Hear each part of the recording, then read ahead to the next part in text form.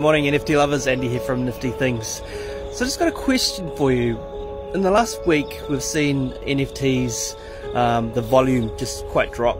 If you're an NFT investor or collector, you've probably seen your collection value drop down, the floor prices drop down.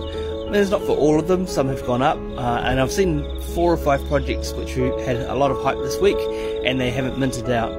You know, I'm keen to understand what you think the next 3 years will look like with NFTs. So in 3 years time, where do you think NFTs will be?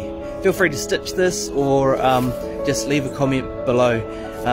For me, I think that NFTs are going to start taking over things like house contracts, life insurance, health insurance.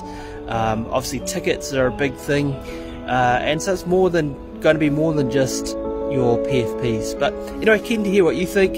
Let me know in the comments below or stitch this video.